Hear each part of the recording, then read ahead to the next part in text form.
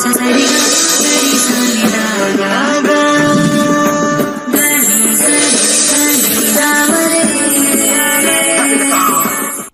ದಿನೇಶ್ ಗುರೂಜಿ ಅವರು ಇವತ್ತು ನಮ್ಮ ಕಾರ್ಯಕ್ರಮದಲ್ಲಿ ನಮ್ಮ ಜೊತೆ ಇದ್ದಾರೆ. ಅವರನ್ನ ಕಾರ್ಯಕ್ರಮಕ್ಕೆ ಸ್ವಾಗತ ಮಾಡೋಣ. ಗುರೂಜಿ ನಮಸ್ತೆ, ಕಾರ್ಯಕ್ರಮಕ್ಕೆ ಸ್ವಾಗತ. ಓಂ ಶ್ರೀ ಗುರುಭ್ಯೋ ನಮಃ. ಹರಿ ಓಂ. ಓಂ ಕ್ರಾಂ ಕ್ರೀಂ ಕ್ರೌಂ ಸಹ ಭೌಮಾಯ ನಮಃ. ಓಂ ನಮೋ ಭಗವತೆ ವಾಸುದೇವಾಯ. ಓಂ ನಮೋ ನಾರಾಯಣಾಯ. ನಮಸ್ಕಾರ. ಇನ್ನು ಇವತ್ತು ಎಲ್ಲೆಡೆ ಬಹಳ ಭಕ್ತಿಯಿಂದ ನಾಗರ ಪಂಚಮಿ ಹಬ್ಬವನ್ನು ಆಚರಿಸ್ತಾ ಇದ್ದಾರೆ. ಪ್ರತಿ ವರ್ಷನೂ ಕೂಡ ತುಂಬ ಜನಕ್ಕೆ ಇದ್ರ ಮಹತ್ವ ಗೊತ್ತಿದೆ, ಕೆಲವರು ಗೊತ್ತಿಲ್ಲದೇ ಆಚರಣೆ ಮಾಡ್ತಿರ್ತಾರೆ, ಆಗ್ಲಿಂದ ಮಾಡ್ಕೊಂಡು ಬಂದಿದ್ದೀವಿ ಅಂತ. ಸೊ ಈ ವಿಶೇಷತೆ ಬಗ್ಗೆ ಹೇಳೋದಾದ್ರೆ, ಇದ್ರ ಮಹತ್ವ ಬಗ್ಗೆ ಹೇಳೋದಾದರೆ, ಪ್ರತಿ ವರ್ಷ ನಾಗರ ಪಂಚಮಿನ ಆಚರಣೆ ಮಾಡ್ತೀವಿ. ಭಾಳ ಮುಖ್ಯವಾಗಿ ಕತೆಗಳಿದ್ದಾವೆ ನಮ್ಮ ಹತ್ರ. ಈ ನಾಗರ ಪಂಚಮಿ ಮಾಡಬೇಕಾಗಿರ್ತಕ್ಕಂಥ ಕತೆಗಳು, ಅದನ್ನು ದಂತಕಥೆಗಳು ಅಂತಲೂ ಕರಿತೀವಿ. ಹಾಗೆ ಈ ಕತೆಗಳಿಂದ ನಾವು ಏನು ತಗೋಬೇಕು ಅಂತಂದರೆ, ಅದು ನಡೆದಿತ್ತಾ ಅನ್ನೋದು ಎರಡನೇ ವಿಚಾರ. ನಡೆದಿದ್ದರೆ ಯಾಕೆ ಈಗಲೂ ನಡೀತಾ ಇಲ್ಲ ಅನ್ನೋದು ಎರಡನೇ ತರ್ಕದ ವಿಚಾರ. ಆದರೆ ಎಲ್ಲ ಕತೆಗಳು ನಮ್ಮ ಶಾಸ್ತ್ರದಲ್ಲಿ ಬರೆದಿರ್ತಕ್ಕಂಥದ್ದು ಪ್ರಕೃತಿಯನ್ನು ಉಳಿಸ್ಲಿಕ್ಕೆ. ಎಲ್ಲ ಕತೆಗಳು ಇರ್ತಕ್ಕಂಥದ್ದು ಪ್ರಕೃತಿಯ ಸಂರಕ್ಷಣೆಗೆ ಇರ್ತಕ್ಕಂಥ ಕತೆಗಳೇ. ಇಲ್ಲಿ ಅನೇಕ ಕತೆಗಳಿದ್ದಾವೆ. ನಾಗರ ಪಂಚಮಿ ಶ್ರಾವಣ ಮಾಸದ ಶುಕ್ಲ ಪಕ್ಷದ ಪಂಚಮಿ, ಆಷಾಢ ಮಾಸ ಮುಗಿದ ಮೇಲೆ ಬರ್ತಕ್ಕಂಥದ್ದು. ಇದಾದಮೇಲೆ ನಮ್ಮ ಲಕ್ಷ್ಮೀ ಹಬ್ಬ ಎಲ್ಲರಿಗೂ ಗೊತ್ತಿರ್ತಕ್ಕಂಥದ್ದು. ಈ ಕಾಲದಲ್ಲಿ ಹಾವುಗಳಿಗೆ ಸೇಫ್ಟಿ ಕಮ್ಮಿ. ಈ ಸಮಯದಲ್ಲಿ ಹಾವುಗಳಿಗೆ ಸೇಫ್ಟಿ ಕಮ್ಮಿ. ಶ್ರಾವಣ ಮಾಸದಲ್ಲಿ ಹೌದು. ಏನಕ್ಕೆ ಸೇಫ್ಟಿ ಕಮ್ಮಿ ಅಂತ ಆಮೇಲೆ ಹೇಳ್ತೀನಿ. ಅದಕ್ಕಿಂತ ಮುಂಚೆ ಅನೇಕ ಕಥೆಗಳಲ್ಲಿ ನಾವು ನೋಡಿರ್ತೀವಿ ಹೇಗೆ ನಮ್ಮ ನಾಗಸಂತತಿಗಳು ನಮ್ಮನ್ನು ಸಹಾಯ ಮಾಡಿದೆ ಅನ್ನೋಕ್ಕೆ ಒಂದು ಶ್ರೀಮನ್ನಾರಾಯಣ ಮಲಗಿರ್ತಕ್ಕಂಥ ಒಂದು ನಾಗನ ನೋಡಿದಾಗ ಅದು ಅನಂತ, ಅದಕ್ಕೆ ಅನಂತ ಪದ್ಮನಾಭ ಅಂತ ಕರೆಯೋದು. Anantha is nothing but the snake, 7-headed snake. ಅದನ್ನು ಅನಂತ ಶೇಷ ಅಂತ ಕರೀತಾರೆ. 10 ವಿಶೇಷವಾಗಿರ್ತಕ್ಕಂಥ ನಾಗಗಳಿದ್ದಾವೆ. 10 ವಿಶೇಷವಾಗಿರ್ತಕ್ಕಂಥ ನಾಗಗಳು. ಅದರಲ್ಲಿ ಇನ್ನೊಂದು ಸಮುದ್ರ ಮಥನ ಮಾಡಬೇಕಾದ್ರೆ ಒಂದು ನಾಗನ ಯೂಸ್ ಮಾಡಿರ್ತಕ್ಕಂಥದ್ದು. ಅದು ಸ್ಟೆಬಿಲಿಟಿ, ಸ್ಟರ್ಡಿನೆಸ್ಸು, ಆಮೇಲೆ ಒಂದು ಶಕ್ತಿ ಎಲ್ಲವೂ ಇರ್ತಕ್ಕಂಥದ್ದು. ಅದನ್ನು ನೋಡಿದಾಗ ಅದಕ್ಕೆ ಕೊಟ್ಟಿರ್ತಕ್ಕಂಥ ಹೆಸರು ವಾಸುಕಿ. ಅದನ್ನು ಚರ್ನ್ ಮಾಡಬೇಕು ಅಂದರೆ ಅದೆಷ್ಟು ಏಟ್ ತಿಂದಿರಬೇಕು. ಹಿಂಗೆ ಚರ್ನ್ ಮಾಡಬೇಕಾದ್ರೆ ಎಷ್ಟು ಗಾಯ ತಿಂದಿರಬೇಕು ಅಂದರೆ, ಮನುಷ್ಯನಿಗೋಸ್ಕರ, ದೇವತೆಗಳಿಗೋಸ್ಕರ, ರಾಕ್ಷಸರಿಗೋಸ್ಕರ ಅನೇಕ ವಿಚಾರಗಳನ್ನ ತಂದು ಕೊಟ್ಟಿರ್ತಕ್ಕಂಥ ಒಂದು ದಂತಕಥೆ. ಹಾಗೆ ಯಮುನಾ ನದಿಯಲ್ಲಿ ಕೃಷ್ಣ ನೀರಿನಲ್ಲಿ ಆಟಾಡಬೇಕಾದ್ರೆ ಅಲ್ಲಿ ಕಾಲಿಯ, ಇವೆಲ್ಲ 10 ನಾಗಗಳ ಇಂಪಾರ್ಟೆನ್ಸ್ ಅಂತ ತೊಗೊಳ್ತೀವಿ. ಅಲ್ಲಿರ್ತಕ್ಕಂಥವ್ರನ್ನೆಲ್ಲ ಕಚ್ಚಿ ಸಾಯಿಸೋದು, ತಿರುಗಿಸಿ ಸಾಯಿಸೋದು. ಕೃಷ್ಣ ಅದನ್ನು ಸದೆ ಬಡಿದು ಕಾಲಿಯಾನ ಅದಕ್ಕೆ ಒಂದು ಪಾಠ ಕಲಿಸಿ ಅದನ್ನು ಅಲ್ಲಿರ್ತಕ್ಕಂಥ ಜನರಿಂದ ಮುಕ್ತಿ ಹೊಂದಿಸ್ತಕ್ಕಂಥದ್ದು. ಒಂದು ಕಡೆ ಹೇಗೆ ಮನುಷ್ಯರಲ್ಲಿ ಒಳ್ಳೆ ಮನುಷ್ಯರು ಇದ್ದಾರೋ, ಕೆಟ್ಟ ಮನುಷ್ಯರು ಇದ್ದಾರೋ, ಅದೇ ಥರ ನಾಗಗಳಲ್ಲೂ ಸಂತಗಳಲ್ಲಿ ದಂತಕಥೆಗಳಲ್ಲಿ ಕೆಟ್ಟ ನಾಗಗಳು, ಒಳ್ಳೆ ನಾಗಗಳು ಇದ್ದೇ ಇದ್ದಾವೆ.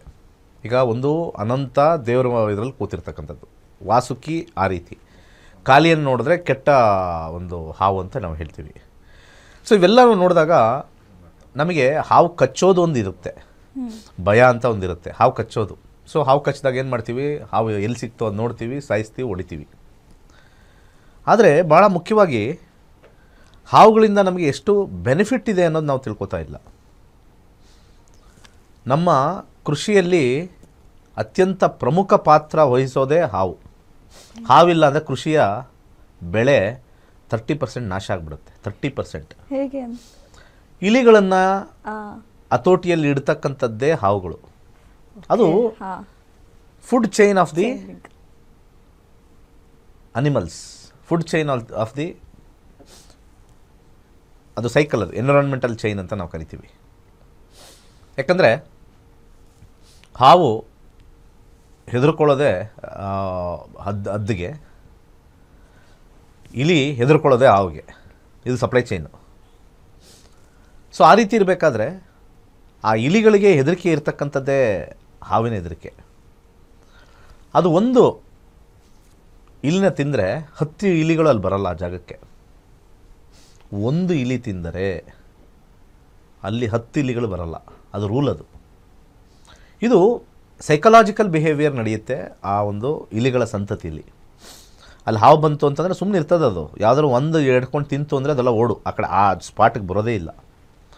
ಆ ರೀತಿ ಎಲ್ಲೆಲ್ಲಿ ನಿಮಗೆ ಹಾವುಗಳು ನಿಮ್ಮ ಒಂದು ಗದ್ದೆಯಲ್ಲಿ ಅಥವಾ ನಿಮ್ಮ ತೋಟದಲ್ಲಿರುತ್ತೋ ಅಲ್ಲಿ ಈ ಇಲಿ ಕಾಟದಿಂದ ಸಂರಕ್ಷಣೆ ಇರುತ್ತೆ ಅಂತ ಹೇಳಿ ನಮ್ಮ ಪ್ರಕೃತಿಯ ದತ್ತವಾಗಿ ಬಂದಿರತಕ್ಕಂಥ ಒಂದು ವಿಚಾರ. ಹಾಗೆ ಮಳೆಗಾಲದಲ್ಲಿ ಎಲ್ಲ ಹೊಂಡಗಳು, ಕೊಳ್ಳಗಳು ಅಥವಾ ಎಲ್ಲ ಒಂದು ಬಿಲಗಳು ನೀರಿಂದ ತುಂಬಿರ್ತಕ್ಕಂಥದ್ದು. ಸೊ ನೀರಿಂದ ತುಂಬಿದ್ದಾಗ ಅದಕ್ಕೆ ವಾಸಸ್ಥಳ ಭಾಳ ಕಷ್ಟ, ಮಳೆಗಾಲದಲ್ಲಿ ಮಾತ್ರ. ಹಾಗೆ ಅಂಥ ಸಮಯದಲ್ಲಿ ಒಂದು ಬೇಸಿಗೆಗಾಲದಲ್ಲಿ ಹೆಚ್ಚಾಗಿ ಹಾವುಗಳು ಸ್ವಲ್ಪ ಆಚೆ ಬರ್ತವೆ, ಇನ್ನೊಂದು ಮಳೆಗಾಲದಲ್ಲಿ ಸ್ವಲ್ಪ ಹೆಚ್ಚಾಗಿ ಕಾಣಿಸ್ತಾ ಇರ್ತವೆ. ನೀರು ಮೇಲೆ ಹಿಂಗೆ ಹೋಗೋದು, ಅಲ್ಲಿ ಹೋಗೋದು, ಇಲ್ಲಿ ಹೋಗೋದು. ಯಾಕಂದರೆ ಪ್ರಕೃತಿ ಅದು ಬದುಕಬೇಕು ಅನ್ನೋ ಆಸೆ ಎಲ್ಲ ಕಡೆ ಇರ್ತಕ್ಕಂಥದ್ದು. ಇಂಥ ಸಂದರ್ಭದಲ್ಲಿ ಅದಕ್ಕೆ ಮಳೆಗಾಲದಲ್ಲಿ ಹೆಚ್ಚು ಪೆಟ್ಟು ಬೀಳುತ್ತೆ. ಯಾಕೆ ಅಂತಂದರೆ ಮಳೆಗಾಲದಲ್ಲಿ ಯಾರಾದರೂ ಬರಿಗಾಲಲ್ಲಿ ನಡೆದಿದ್ರೆ ಗೊತ್ತಾಗುತ್ತೆ. ಹೆಚ್ಚು ಶಾರ್ಪ್ ಇರುತ್ತೆ, ಕೆಸರಿರುತ್ತೆ, ಆ ಕೆಸರು ಮೆತ್ತಗಿರುತ್ತೆ, ಒಳಗಡೆ ಏನಾದ್ರು ಕಲ್ಲಿದ್ರೆ ಹೆಂಗೆ ಚುಚ್ಕೊಳ್ಳುತ್ತೆ ಕಾಲಿಗೆ ಅಂತ ತುಂಬ ಜನ ಬರಿಗಾಲಲ್ಲಿ ಮಳೆಗಾಲದಲ್ಲಿ ನಡೆದಿರೋರು ಗೊತ್ತಿರುತ್ತೆ. ಗಟ್ಟಿ ಇದ್ದಾಗ ಏನು ಗೊತ್ತಾಗಲ್ಲ. ಯೋಚನೆ ಮಾಡಿ, ಯಾರ್ಯಾರು ಮಳೆಗಾಲದಲ್ಲಿ ರೋಡಲ್ಲಿ ಅಂದರೆ ಕೆಸರು ರೋಡಲ್ಲಿ ಹೋಗಿದ್ರೆ ಎಷ್ಟೋ ಜನಕ್ಕೆ ಕೆಸರಲ್ಲಿ ಕೆಲಸ ಮಾಡೋರಿಗೆ ಆ ಕೆಸರು ಎಷ್ಟು ಸಾಫ್ಟಾಗಿ ಹೋಗುತ್ತಲ್ಲ, ಅಲ್ಲಿ ಏನಾದ್ರು ಮುಳ್ಳಿದ್ಬಿಟ್ಟು ಕಲ್ಲಿದ್ಬಿಟ್ರೆ ಎಷ್ಟು ಚುಚ್ಕೊಂಡು ಇವತ್ತು ರೈತರಿಗೆ ಎಷ್ಟು ಕಷ್ಟಪಡ್ತಾ ಇರ್ತಾರೆ, ಹಾನಿ ಆಗ್ತಕ್ಕಂಥದ್ದು ಎಲ್ಲ ಅದರಲ್ಲಿದೆ. ಇದನ್ನು ಸ್ವಲ್ಪ ಸಿಂಪಲಾಗಿ ಅರ್ಥ ಮಾಡ್ಕೋಬೇಕು. ನಮ್ಮ ಕಾನ್ವೆಂಟ್ಗೆ ಹೋಗೋ ಮಕ್ಕಳಿಗೆ ಇವೆಲ್ಲ ಗೊತ್ತಾಗಲ್ಲ. ಆಮೇಲೆ ನಮಗೆಲ್ಲ ಸ್ಕೂಲ್ ಕಳಿಸ್ತಾರೆ, ಕೇಂಬ್ರಿಡ್ಜು, ಆ ಬ್ರಿಡ್ಜು, ಎಲ್ಲ ಬ್ರಿಡ್ಜ್ಗಳು ಇರ್ತಾವಲ್ಲ, ಆ ಬ್ರಿಡ್ಜ್ಗಳು ಸ್ಕೂಲ್ ಕಳಿಸಿದಾಗ ಇಲ್ಲಿರೋ ಮಹತ್ವದ ಬ್ರಿಡ್ಜು ಮರ್ತೋಗಿರುತ್ತೆ. ಸೊ ಇಲ್ಲಿ ನಾವು ನಮ್ಮ ಮನುಷ್ಯಂದು ಬಿಡಿ, ಏನೋ ನಾವು ಗಂಬೂಟ್ ಹಾಕ್ಕೊಂಡು ಕೆಸರು ಗದ್ದೆಲ್ಲ ಇಳಿದ್ರೆ ಅದೇನು ಚುಚ್ಕೊಂಡ್ರು ಕೂಡ ಅದು ಗಂಬೂಟ್ ಆಗುತ್ತೆ ನಮಗೆ. ಬಟ್ ಈಗ ಹಾವುಗಳಿಗೆ ಯಾವ ಶೂಸ್ ಹಾಕೋಣ? ಇಂಥ ಸಂದರ್ಭದಲ್ಲಿ ಆ ಕೆಸರಲ್ಲಿ ಹರಿದಾಡೋಕ್ಕೆ ಭಾಳ ಕಷ್ಟ. ಮೇಲೆ ಮೆತ್ತಗಿರುತ್ತೆ, ಒಳಗಡೆ ಕಲ್ಲುಗಳು, ಸಣ್ಣ ಸಣ್ಣ ಕಲ್ಲುಗಳು ಚೂಪ್ ಚೂಪ್ ಇರುತ್ತೆ. ನಾನು ಇನ್ನೊಂದು ಸತಿ ಹೇಳ್ತೀನಿ, ಯಾರ್ಯಾರು ಮಳೆಗಾಲದಲ್ಲಿ ನಾರ್ಮಲ್ ಗಟ್ಟಿ ಇದ್ದಾಗ ನೀವು ನಡ್ಕೊಂಡು ಹೋಗಿ, ಕಲ್ಲು ಮತ್ತು ಮಣ್ಣು ಗಟ್ಟಿ ಇದ್ದಾಗ ನಿಮ್ಗೆ ಅಷ್ಟು ನೋವಾಗಲ್ಲ. ಯಾವಾಗ ಮಳೆ ಬಂದಿರುತ್ತೆ ಕಲ್ಲು ಮುಳ್ಳು ರೋಡಲ್ಲಿ ತುಂಬ ಚುಚ್ತವೆ. ಇದು ಸ್ವಲ್ಪ ಒಂದು ಲಾಜಿಕ್ಕಾಗಿ ಯೋಚನೆ ಮಾಡಿ, ನಿಮ್ಗೆ ಅರ್ಥ ಹೌದಲ್ವಾ? ಮಳೆಗಾಲದಲ್ಲಿ ನಡ್ಕೊಂಡು ಹೋಗ್ಬೇಕಾದ್ರೆ ತುಂಬ ಕಷ್ಟ, ಚಪ್ಪಲಿ ಹಾಕ್ಕೊಂಡು ಹೋಗು ಅಂತ ಬೈತಾ ಇರ್ತಾರೆ. ಅಂಥ ಸಂದರ್ಭದಲ್ಲಿ ಎಲ್ಲೂ ಜಾಗ ಇಲ್ಲದೆ ಇದು ಹರಿದಾಡಬೇಕು. ಆಮೇಲೆ ಹಾವುಗಳಿಗೆ ಇರ್ತಕ್ಕಂಥ ಕೆಳಗಡೆ ಸ್ಕೇಲ್ ಇದೆಯಲ್ಲ, ಅದು ತುಂಬ ಸಾಫ್ಟ್. ಅದು ಒಂದಕ್ಕೊಂದಕ್ಕೆ ಹಿಂಗೆ ಹೋಗುತ್ತದು, ಒಂದಕ್ಕೊಂದು ಹಿಂಗೆ ತೆವಳ್ಕೊಂಡು ಹೋಗ್ತಕ್ಕಂಥದ್ದು. ತುಂಬಾ ಕಷ್ಟಪಡುತ್ತೆ, ತುಂಬ ಕೆಳಗಡೆ ಕಟ್ಟಾಗುತ್ತೆ, ರಕ್ತ ಬರ್ತಕ್ಕಂಥದ್ದು. ಇಂಥ ಟೈಮಲ್ಲೇ ನಮಗೆ ಇಲಿಗಳ ಕಾಟ ಜಾಸ್ತಿ. ಯಾಕೆಂದರೆ ಎಲ್ಲ ಬೆಳೆಗಳು ಬರ್ತಕ್ಕಂಥದ್ದು, ಹಬ್ಬಗಳ ಟೈಮಲ್ಲಿ ಎಲ್ಲ ಧಾನ್ಯ ದವಸ ಎಲ್ಲ ಬರ್ತಕ್ಕಂಥದ್ದು. ಅದನ್ನು ಹತೋಟಿಲಿಡಬೇಕು ಅಂತ ಹೇಳಿ ಪ್ರಕೃತಿ ದತ್ತವಾಗಿ ಬಂದಿರತಕ್ಕಂಥ ಹಾವನ್ನು ಸಂರಕ್ಷಣೆ ಮಾಡಬೇಕು. ಆದರೆ ಇವತ್ತಿನ ಪರಿಸ್ಥಿತಿನೇ ಬೇರೆ. ನಮ್ಗೆ ಹಾವು ಬೇಡ, ಇಲಿನೂ ಬೇಡ, ಹಾವು ಇದು ತರಕಾರಿಗೆ ಔಷಧಿ ಹೊಡೆದ್ಬಿಡೋಣ, ಯಾವುದೂ ಬರಲ್ಲ ಅಲ್ವಾ? ಸೊ ಅಂಥ ಟೈಮಲ್ಲಿ ಯಾರು ಸಾಯೋದು? ಹಾವೆಲ್ಲ ಸಾಯೋದು, ಇಲಿ ಎಲ್ಲ ಸಾಯೋದು, ಮನುಷ್ಯರು. ಅದಕ್ಕೆ ಇವತ್ತು ಅಷ್ಟು ಹಾಸ್ಪಿಟಲ್ಗಳಾಗಿದ್ದಾವೆ ಸ್ವಾಮಿ. ಯಾಕೆ ಇಷ್ಟು ಹಾಸ್ಪಿಟಲ್ಗಳಾಗಿದ್ದಾವೆ? ಅಲ್ಲಿ ಇಲಿ ಬರದೇ ಇರಲಿ ಅಥವಾ ಹಾವುದು ಏನೋ ಬರದೇ ಇರಲಿ, ಹಾವುದೇನೋ ಮಾತ್ರೆ ಗೀತ್ರೆ ಇಟ್ಟು ಬರದೇ ಇರಲಿ, ಅಲ್ಲಿ ಅದೇನೋ ಸಿಂಪಡಣೆ ಮಾಡಿದ್ರೆ ಹಾವುಗಳು ಬರಲ್ಲ, ಅಲ್ಲಿ ಎಲ್ಲ ಅವಾಯ್ಡ್ ಮಾಡಿಬಿಟ್ಟು ಅದನ್ನು ತರಕಾರಿ ಒಳಗಡೆ ಹಾಕ್ಬಿಟ್ಟು ಮನುಷ್ಯನಿಗೆ ವಿಷ ಹಾಕ್ದಂಗೆ ಎಲ್ಲ ಕೃಷಿಯಲ್ಲಿರ್ತಕ್ಕಂಥವ್ರು ಯಾರ್ಯಾರು ಸಿಂಪಡಿಸ್ತಾರೋ ಅದೆಲ್ಲ 100% ಮಾಡ್ತಾರೆ. ನಿಜವಾದ, ನಾನು ನಿಮಗೊಂದು ಮಾತು ಹೇಳ್ತೀನಿ ಕೇಳಿ. ಯಾರ್ಯಾರು ಮಹಿಳೆಯರು ತರಕಾರಿ ಎಲ್ಲ ಮಾಡ್ತಾರೆ, ಮನೇಲೆಲ್ಲ ಮಾಡ್ತಾರಲ್ಲ, ನಿಮ್ಮ ತರಕಾರಿಲಿ ಏನಾದ್ರು ತೂತಿದ್ದರೆ, ನಿಮ್ಮ ತರಕಾರಿ ಏನಾದ್ರು ಹುಳ ಹೊಕ್ಕಿದ್ದರೆ ಅದೇ ಒರಿಜಿನಲ್ ರುಚಿಕರವಾಗಿರ್ತಕ್ಕಂಥ ತರಕಾರಿ. ತರಕಾರಿ ತೊಗೊಂಡು ಹಬ್ಬ ಎಷ್ಟು ಚೆನ್ನಾಗಿದೆ, ಕಲರ್ ಏನು ಶೈನಿಂಗು, ಫುಲ್ಲು ಕೆಮಿಕಲ್. ಎಷ್ಟು ತೊಳೆದ್ರೂ ಜಿಡ್ಡಿರುತ್ತೆ. ಕೆಮಿಕಲ್ಲು ನೀವು ಮೇಲ್ಗಡೆ ತೊಳಿತೀರಾ, ಅದು ಒಳಗಡೆ ಆಸ್ಮಾಸಿಸ್ ಅಂತ ಕರಿತೀವಿ ನಾವು. ಯಾರಾದರೂ ಸೈನ್ಸ್ ವಿದ್ಯಾರ್ಥಿಗಳನ್ನ ಕೇಳಿ ಆಸ್ಮಾಸಿಸ್ ಅಂತ ಅಂದರೆ ಏನು ಅಂತ. ಆಸ್ಮಾಸಿಸ್ ಅಂದರೆ ಗೊತ್ತಾ? ಗೊತ್ತಿಲ್ಲ. ದ್ರಾಕ್ಷಿ, ಒಣ ದ್ರಾಕ್ಷಿಯನ್ನು ನೀವು ನೀರಲ್ಲಿ ಹಾಕಿದ್ರೆ ಬೆಳಗಿನ ಜಾವ ನೋಡ್ರೆ ಇಷ್ಟು ದಪ್ಪ ದ್ರಾಕ್ಷಿ ಥರ ಆಗ್ಬಿಟ್ಟಿರುತ್ತೆ. ಅಂದರೆ ಅಲ್ಲಿ ಒಳಗಿರ್ತಕ್ಕಂಥ ನೀರು ಅದರೊಳಗಡೆ ಹೋದಾಗ ಆ ಪದ್ಧತಿಯನ್ನು ಆಸ್ಮಾಸಿಸ್ ಅಂತ ಕರೀತಾರೆ. ಸೊ ಈ ಆಸ್ಮಾಸಿಸ್ಸು ನಾವು ತರಕಾರಿಗಳಿಗೆಲ್ಲ ಸಿಂಪಡಣೆ ಮಾಡ್ತಕ್ಕಂಥ ಎಲ್ಲ ವಿಚಾರಗಳಲ್ಲೂ ನಾವು ಸಿಂಪಡಣೆ ಮಾಡ್ತಾ ಇದ್ದಾಗ ಆ ತರಕಾರಿ ಬೆಳೆದಿರ್ತಕ್ಕಂಥ ಗಿಡಕ್ಕೆ ನಾವು ಎಂಟೈರ್ ಹಿಂಗೆ ಹೊಡಿತೀವಿ, ಹಿಂಗೆ ಹೊಡಿತೀವಿ, ಹಿಂಗೆ ಹೊಡಿತೀವಿ, ಎಲ್ಲ ಕಡೆ ಆಗಲಿ, ಚೆನ್ನಾಗಿ ಬರಲಿ. ನಮಗೆ ಬೇಕಾಗಿರೋದು ಕಾಸು ರೀ, ಫರ್ಟಿಲೈಸರ್ ಸತ್ರ ಏನು ಅಂತ, ಎಲ್ಲ ಕೆಮಿಕಲ್. ಎಷ್ಟು ಜನ ಈ ಸಾಲ ಮಾಡ್ಕೊಂಡು ಸತ್ತಿರೋರು ಏನು ಕೂಡ ಸತ್ತಿದ್ದಾರೆ? ವಿಷನೇ. ಯಾವ ವಿಷ? ಅದೇ ಹೊಲಕ್ಕೆ ಹಾಕೋದು, ಗದ್ದೆಗೆ ಹಾಕೋದು, ಆ ಥರದ್ದೇ. ಅರ್ಥ ಆಯ್ತಾ ಸ್ವಾಮಿ ಎಲ್ಲರಿಗೂ? ಅವ್ನ ಪಾಪ ದೊಡ್ಡ ಬಾಟ್ಲು, ಅರ್ಧ ಬಾಟ್ಲು, ಕಾಲು ಬಾಟ್ಲು ಕುಡ್ದ, ಅದು ಇಷ್ಟು ಒಂದು 2 ಸ್ಪೂನ್ ಕುಡಿದ್ರೆ ಹೋಗ್ಬಿಡ್ತೀವಿ ನಾವು. 2 ಸ್ಪೂನು. ಯಾರು ಆ ಥರ ಸಾಯಕ್ಕೆ ಹೋಗ್ಬಿಡಿ, ಅದೆಲ್ಲ ತಪ್ಪದು. ಬದುಕಿ ಬಾಳಿ ತೋರಿಸ್ಬೇಕು. ತುಂಬ ಜನ ಸಾಯೋದೇನಕ್ಕೆ ಅಂತಂದರೆ ಅವ್ರಿಗೆ ಪಾಠ ಕಲಿಸ್ಬೇಕು ಅಂತ ಮಾಡ್ತಾರೆ. ಅವರೇ ಇರಲ್ಲ ನೋಡೋಕ್ಕೆ ಏನು ಪಾಠ ಕಲ್ತರೋ ಇಲ್ವೋ ಅಂತ, ಅವರೇ ಇರಲ್ಲ. ಸೊ ಈ ಒಂದು ಸಿಂಪಡಣೆ ಎಲ್ಲ ಮಾಡ್ತಾ ಇರ್ತಕ್ಕಂಥದ್ದು, ನಾವು ತಿಂತಾ ಇರ್ತಕ್ಕಂಥದ್ದು ವಿಷಕಾರಿ. ಇದು ಬದಲಾಗಲ್ಲ. ಕಲಿಯುಗ ಅಲ್ವಾ, ಇನ್ನೂ ಜಾಸ್ತಿ ವಿಷ ಆ್ಯಡ್ ಆಗ್ತಾ ಇರುತ್ತೆ ಮುಂದೆ ಹೋಗ್ತಾ. ಇಲ್ಲಿಂದ 10 ವರ್ಷಕ್ಕೆ ನಾವು ತಿಂತಾ ಇದ್ದರೆ ಟೇಸ್ಟ್ ಬದನೆಕಾಯಿ, ಟೇಸ್ಟ್ ಆಲೂಗಡ್ಡೆ, ಆಹಾ ವಾ ವಾ, ಒನ್ಸ್ ಮೋರ್ ಅಂತ ಇರಬೇಕು. ಅದು ನೀವು ತಿಂತಾ ಇರೋದಲ್ಲ ಕೆಮಿಕಲ್, ಒನ್ಸ್ ಮೋರ್ ಅನ್ಬೇಕು. ಇವಾಗ ಯೋಚನೆ ಮಾಡ್ತಾರೆ ಮಹಿಳೆಯರು ಏನಂತ, ಇನ್ಮೇಲೆ ಇಷ್ಟು ದಿನ ಹುಳ್ಕಾಗಿರೋದು ಬೇಡ ತಗೊಳ್ಳೋದು ಅಂದಿರ್ತಾರೆ, ಇನ್ಮೇಲೆ ಯೋಚನೆ ಮಾಡ್ತಾರೆ ಒಂಚೂರು ಹುಳ್ಕಾಗಿರೋ ಯಾರು ಪಾಪ ಹುಳ್ಕಾಗಿರೋ ತರಕಾರಿ ಮಾರ್ತಾ ಇದ್ದಾರೆ ಅಂದರೆ ಅರ್ಥ ಮಾಡ್ಕೊಳ್ಳಿ. ಅವರಲ್ಲಿ ಹೊಲ ಗದ್ದೆಗಳಿದಾವೆ, ಈ ಫರ್ಟಿಲೈಸರ್ ಸ್ವಲ್ಪ ಕಾಸ್ಟ್ಲಿ, ಮತ್ತು ಈ ಔಷಧಿ ಹೊಡಿಯೋದು ಸ್ವಲ್ಪ ಕಾಸ್ಟ್ಲಿ. ಅಯ್ಯೋ ಈಗ ಔಷಧಿ ತಂದು ಹೊಡಿಯೋಕ್ಕೆ ದುಡ್ಡಿಲ್ಲ, ಕಾಸಿಲ್ಲ ಅಂತ ಹೇಳ್ಬಿಟ್ಟು ಹಂಗೆ ಬೆಳೆಸಿರೋರ್ದು ತರಕಾರಿಗಳು ಉತ್ತಮ. ಹುಳ ಬಿದ್ದರೂ ಕೂಡ ಬೇಕಾದ್ರೆ ಕಟ್ ಮಾಡ್ಕೊಳ್ಳಿ. ಹುಳ ತಿಂದರೂ ತೊಂದರೆ ಇಲ್ಲ. ನಾನ್ ವೆಜ್ ತಿನ್ನೋರು ಬೇಜಾನ್ ಜನ ಇದ್ದಾರೆ. ಏನು ಹುಳ ತಿಂದ್ರೆ ಏನಾಗಲ್ಲ, ಯಾಕೆಂದರೆ ಅದು ತಿಂತಕ್ಕಂಥ ಕುರಿ, ಮೇಕೆ, ಅದೇನೇನು ತಿಂತೀರ ಅದರೊಳಗಡೆ ಎಷ್ಟು ಹುಳುಗಳು ಹೋಗಿರ್ತಾವೋ ಗೊತ್ತಿಲ್ಲ. ಅಲ್ಲಿ ನಾವು ಈಗ ಎಲ್ಲ ಕುರಿಗಳು ಹುಲ್ ತಿಂತವೆ. ಹುಲ್ ತಿನ್ಬೇಕಾದ್ರೆ ಎಷ್ಟು ಅಲ್ಲಿ ಸಣ್ಣ ಸಣ್ಣ ಕ್ರಿಮಿಕೀಟಗಳಿರ್ತವೆ, ಹೊಟ್ಟೆ ಒಳಗೆ ಹೋಗಿರುತ್ತೆ. ಅದನ್ನೇ ತಿಂತೀರಂತೆ. ಒಂದು ಹುಳ ಹೋಗಿದ ತಕ್ಷಣ ಕಟ್ ಮಾಡ್ತಾರಂತೆ. ಈ ಕಡೆ ನಾನ್ ವೆಜ್ ತಿನ್ಬೋದಂತೆ. ಏನು ಅರ್ಥನೇ ಆಗಲ್ಲ ಜನಗಳದು ಅಲ್ವಾ? ಈ ಕಡೆ ಮಾಂಸ ತಿನ್ನಕ್ಕೆ ರೆಡಿ ಇದ್ದಾರೆ, ಇದರೊಳಗಿರೋ ಹುಳ ತಿನ್ನಕ್ಕೆ ರೆಡಿ ಇಲ್ಲ ಅಂತಂದರೆ ಅದು ಸಣ್ಣ ಹುಳ ಪಾಪ. ಅದು ತಿಂದರೆ ಮೋಸ್ಟ್ಲಿ ಅದು ಏನೋ ಮುಂದೆ ಬರಬೇಕು. ಯಾರ್ಯಾರು ಇದು ಹುಳ ಇರ್ತಕ್ಕಂಥ ತರಕಾರಿ ತಿಂತಾರೆ, ನಿಮಗೆ ಕೀಲು ನೋವು ಹೋಗುತ್ತೆ, ಕಾಲು ನೋವು ಹೋಗುತ್ತೆ, ತಿಂತಾರೆ. ನೋವುಗಳಿಗಿದೆಯಲ್ಲ, ನೋವು ಬಂದಾಗ ಎಲ್ಲ ಹೋಗ್ತಾರೆ. ಸೊ ಇಲ್ಲಿ ಹಾವುಗಳಿಗೆ ಬರೋಣ. ಮತ್ತೆ ಈ ಹಾವುಗಳ ಸಂತತಿಯಲ್ಲಿ ಆಗಿರ್ತಕ್ಕಂಥ ಆ ಒಂದು ರಕ್ತ ಕಲೆಗಳು, ರಕ್ತಸಿಕ್ತವಾಗಿರ್ತಕ್ಕಂಥದ್ದು ಅಥವಾ ಅದಕ್ಕೆ ಏಟಾಗ್ತಕ್ಕಂಥದ್ದು ಇರೋ ಟೈಮಲ್ಲಿ ನಾವು ಇವತ್ತಿನ ದಿವಸ ಹಾಲಾಕ್ತೀವಿ. ನಾಗರಿಗೆ ಕಲ್ಲಿಗೆ ಹಾಲಾಕ್ತೀವಿ. ಹಿಂದಿನ ಕಾಲದಲ್ಲಿ ನಾಗರ ಕಲ್ಲುಗಳು ಗದ್ದೆಲಿತ್ತು. ಇವತ್ತು ನೀವೆಲ್ಲ ಓಡೋಗಿ ಸಿಟಿಲಿ ಆಗ್ತಾ ಇದ್ದೀರಾ, ಒಂದು ಹಾವುಗಳು ಇಲ್ಲ ಅಲ್ಲಿ. ಸುಮ್ಮನೆ ಹರಿದು ಹೋಗ್ತಾ ಇದೆ, ವೇಸ್ಟ್ ಆಗ್ತಾ ಇದೆ. ಖಂಡಿತ ಯಾರೋ ಹೇಳಿದ್ರಲ್ಲ ಈ ಒಂದು ಹಾಲು ವೇಸ್ಟ್ ಆಗ್ತಾ ಇದೆ ಅಂತ, ನಾನು ಒಪ್ತೀನಿ. ಖಂಡಿತ ವೇಸ್ಟ್ ಆಗ್ತಾ ಇದೆ. ಅದು ಹಿಂದಿನ ಕಾಲದಲ್ಲಿ ವೇಸ್ಟ್ ಆಗ್ತಾ ಇರಲಿಲ್ಲ. ಯಾಕೆಂದರೆ ಆ ಹಾಲನ್ನು ತೊಗೊಂಡೋಗಿ ಗದ್ದೆಲಿರ್ತಕ್ಕಂಥ ಪ್ರತಿಷ್ಠಾಪನೆ ಮಾಡಿರ್ತಕ್ಕಂಥ ನಾಗರಕಲ್ಲು ಅಥವಾ ಹೊಲದಲ್ಲಿರ್ತಕ್ಕಂಥ ನಾಗರಕಲ್ಲು ಮೇಲೆ ಅದನ್ನು ಹಾಲನ್ನು ಹಾಕೋರು. ಅದು ಹಾಲು ಆ ಮಣ್ಣಿನದಲ್ಲಿರ್ತಕ್ಕಂಥದ್ದು ಅದೆಲ್ಲ ಇದೆ, ಮಣ್ಣ ಹತ್ರ ಇಟ್ಟಿರಬೇಕೆಲ್ಲ. ಅದೆಲ್ಲ ಹರಿದೋದಾಗ ಅದ್ರ ಮೇಲೆ ಹಾವುಗಳು ಏನಾದ್ರು ಇದೆ ಅಂತ ತಿನ್ನಕ್ಕೆ ಬಂದಾಗ ಅದರ ಲೇಪನ ಆ ಒಂದು ಜಿಡ್ಡಿನ ಹಾಲಾದಾಗ ಅದಕ್ಕೆ ಸ್ವಲ್ಪ ಹೋಗೋಕ್ಕೆ ಸ್ಮೂತ್ ಆಗುತ್ತೆ ಈ ಕಾಲದಲ್ಲಿ ಅಂತ ಹೇಳಿ ಹಾಲಿನ ಅಭಿಷೇಕ ಮಾಡಿ, ಎಲ್ಲಿ ಗದ್ದೆಗಳಲ್ಲಿ, ತೋಟಗಳಲ್ಲಿ ಮಾಡಿ ಅಂತ ಹೇಳಿದ್ದು. ನಾವೆಲ್ಲ ತಿಕ್ಕಲರು, ನಂಬರ್ 1 ಹುಚ್ಚರು. ಯಾವನೋ ಟಿ ವಿಲಿ ಹೇಳ್ದ ಕೂತ್ಕೊಂಡು ವಿಭೂತಿ ಹಾಕ್ಕೊಂಡು, ಇವತ್ತು ನಾಗರ ಪಂಪ ದೊಡ್ಡ ಟಿ ವಿಲೆಲ್ಲ ಹಿಂಗೆ ಕೂತ್ಕೊಂಡು ದೇವ್ರ ಥರ ಹೇಳ್ಬಿಟ್ಟ, ಇವತ್ತು ನಾಗರ ಪಂಚಮಿ, ನೀವು ಹಾಲು ಹಾಕಿದ್ರೆ ಒಳ್ಳೇದಾಗುತ್ತೆ ಅಂತ. ಏನಕ್ಕೆ ಹಾಲು ಹಾಕಬೇಕು? ಯಾಕೆ ಇದ್ರ ಪದ್ಧತಿ ಬಂತು? ಇದರಿಂದ ಯಾರಿಗೂ ಉಪಯೋಗ? ಒಂದು ಹುಚ್ಚರು.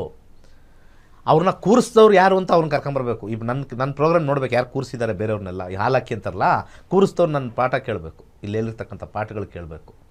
ಅರ್ಥ ಆಯ್ತಲ್ಲ? ಎಲ್ಲ ವಾಹಿನಿಯರು ಕೇಳಬೇಕು ನನ್ನ ಮಾತು.